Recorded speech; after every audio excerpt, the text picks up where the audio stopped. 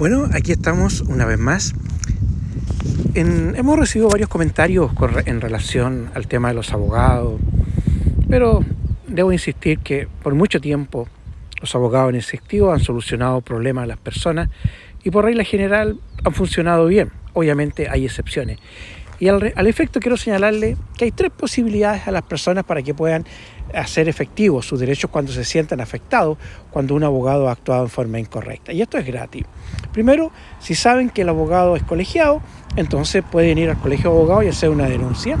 A su vez también pueden concurrir a la Corporación de Asistencia Judicial, explicarle su problema y ellos lo van a asesorar en una denuncia de carácter civil. Es un procedimiento especial que hay en contra de los abogados, donde pueden reclamar los daños y perjuicios y podrán ser indemnizados. Y la tercera alternativa se encuentra en la Fiscalía.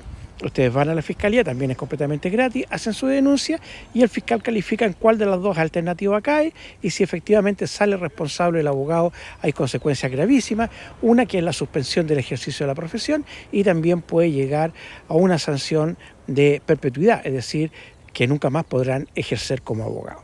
Así que para las personas que se sientan afectadas, ahí tienen las herramientas para poder ejercer su derecho, pero me queda claro y súper claro por todos estos 20 años que llevo de ejercicio de la profesión que no todos los abogados son malos, no todos los abogados son corruptos y depende mucho del cliente. Siempre yo recomiendo, nunca se queden con una opinión, consulten 2 o 3 opiniones y quédense con aquel que le dé la mejor confianza. En estas redes varios abogados han dicho exactamente lo mismo. Hay abogados malos, hay abogados que se dedican a estafar a las personas, a engañar a las personas.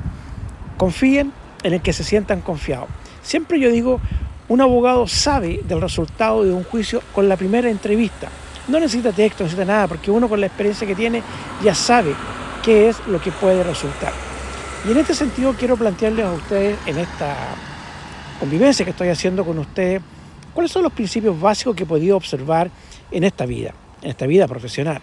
Primero, la labor del abogado cuando dicen, oye, el abogado siempre cobra y no tiene un resultado positivo. Bien, yo les quiero señalar que los abogados somos de las pocas profesiones en la cual nosotros no cobramos por el resultado. A diferencia, por ejemplo, de un doctor, el doctor tiene que operar y el resultado es la operación. El arquitecto, el resultado es hacer el plano. El constructor, el resultado es hacer la construcción. Nosotros no. Nosotros somos los que preparamos las teorías jurídicas de acuerdo a los antecedentes que nos pasa a nuestro cliente. Pero nosotros ignoramos qué es lo que la otra parte va a presentar y también se supone que ignoramos hasta ese momento cuál eventualmente va a ser la resolución del tribunal. Por lo tanto, nuestro resultado final va a depender mucho de la información que nos pase el cliente, de los antecedentes que nos pase el cliente y que nosotros podamos observar si tiene o no tiene plausibilidad para poder seguir con la acción. Por regla general, por lo menos en mi caso, yo con la entrevista más o menos sé cuál va a ser el resultado del proceso. Da lo mismo, un juicio civil, juicio penal, juicio de familia, todos tienen la misma estructura, todos tienen la misma base. Aquí hay 3 cosas que son elementales para que un abogado pueda saber cómo poder preparar o enfrentar un proceso judicial. Primero, son los hechos que cuente el cliente o el representado. Muchas veces los clientes ignoran o omiten algún antecedente pensando que no es relevante, pero se transforma relevante cuando entramos en el asunto de prueba y la otra parte nos sale con alguna sorpresa que nuestro cliente no nos quiso decir y ahí se nos complica el tema. Pero lo importante es que el cliente siempre diga la verdad, siempre acompañe todos los antecedentes que tenga y el abogado el que tendrá que resolver cuáles son los antecedentes que le sirven y los que no le sirven. En segundo lugar, el abogado con esos antecedentes tiene que encajarlo dentro de una norma jurídica. Y en tercer lugar, tiene que tener elementos de convicción o elementos probatorios suficientes para poder acreditar que el derecho de nuestro representado ha sido vulnerado. Si el abogado no tiene esas 3 cosas, el resultado va a ser pésimo. Otra situación que tiene que ver también, que está lo que se llama la teoría del delito, que si bien se aplica en forma general para las acciones de carácter penal, lo que es la tipicidad, la acción, que puede ser una acción o una omisión, la tipicidad, la antijuricidad y la culpabilidad, pero si nosotros la aplicamos, se puede aplicar a cualquier proceso, porque en cualquier proceso sirve exactamente igual. El sujeto actúa o no actúa, y se adecua su conducta o no a una norma, y si esa norma es o no es antijurídica, y si tiene o no tiene causales de justificación. Por lo tanto, esos son los elementos. Si un abogado no toma eso, el resultado no va por buen camino. ¿Qué he visto yo dentro de mi experiencia? Porque el relevante para un abogado es que cuando toma un caso, ya sea como demandante o como demandado, querellante o querellado, denunciante o denunciado, es examinar los antecedentes, porque el juicio, el derecho que va a defender, va a depender mucho, pero mucho de eso.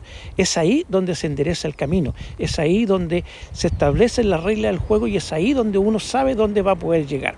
Me ha pasado a mí que yo he visto colegas a los cuales me he enfrentado que sus demandas han sido deficientes o sus contestaciones de demanda han sido deficientes y por ese motivo no han podido tener un resultado positivo. No porque uno sea más o menos inteligente, sino que a veces los defectos del otro ayudan a la otra parte a poder tener un resultado más positivo. Por lo tanto, es muy relevante, para mí muy relevante el estudio del caso al iniciarlo. Aquí el abogado que no estudie, que no prepare su teoría del caso, que no sepa eventualmente el resultado de lo que va a suceder, el resultado va a ser malo. Hay abogados que dicen, no te preocupes, en el camino arreglo la carga. No, eso no sirve. Aquellos que no preparan adecuadamente la prueba y dicen, no, cuando llegue la prueba voy a hacerlo, no, tampoco resulta. Las pruebas, las contestaciones tienen que ser preparadas de antemano. Uno cuando toma el caso tiene que tener todas sus pruebas. Al momento de tomar el caso tiene que tener sus pruebas. Si no lo tiene, el resultado va a ser malísimo. Por lo tanto, en todos los juicios, sean civiles, sean penales, sean familiares, sean de protección, el abogado siempre, por regla general, va a saber el resultado. ¿Dónde está el pero? En que nosotros no sabemos qué va a contestar la otra parte. Pero cuando nosotros sepamos qué es lo que contesta la parte, ya queda establecido. Y muchos abogados ignoran, o muchos clientes ignoran, dicen por qué perdí, o el tribunal es malo o injusto. No, hay que tener en cuenta que el tribunal resuelve con lo que tiene. Muchos abogados van a criticar la prueba, por ejemplo, de un informe de pensión de alimentos, un informe de una medida de protección, de una OPD, pero eso no se cuestiona solamente con un alegato al abogado. Eso se hace a través de una metapericia, con otros peritos. Entonces, si el tribunal no tiene otro antecedente, aun cuando el informe sea malo, tiene que resolverlo de esa manera porque ese es el organismo técnico que lo asesora y le dice qué es lo correcto o incorrecto, mientras no tenga otro peritaje que le diga lo contrario. Esos son los elementos que nosotros tenemos que tener. Ahora bien, para enfrentar un juicio, el abogado tiene que ser honesto porque el abogado, en mi punto de vista, siempre sabe, antes de empezar, cuál va a ser eventualmente el proceso. Por lo menos en mi caso, con la entrevista, yo hago una prognosis de lo que pudiera suceder, una prognosis en relación a los antecedentes que me aporta el cliente y más o menos uno calcula cuál va a ser el resultado, si va a ser completamente positivo, va a ser relativamente positivo o va a tener un mayor o un menor derecho. Bajo estos conceptos, entonces, es importante el abogado conocer los hechos, esos hechos adecuarlo a una norma jurídica y tener los elementos de convicción o elementos probatorios suficientes para poder acceder al caso de su cliente. Si el abogado no tiene eso, el resultado no va a ser bueno. Si el abogado no prepara bien su demanda, el resultado no va a ser bueno. Y si el abogado no contesta bien su demanda, el resultado tampoco va a ser bueno.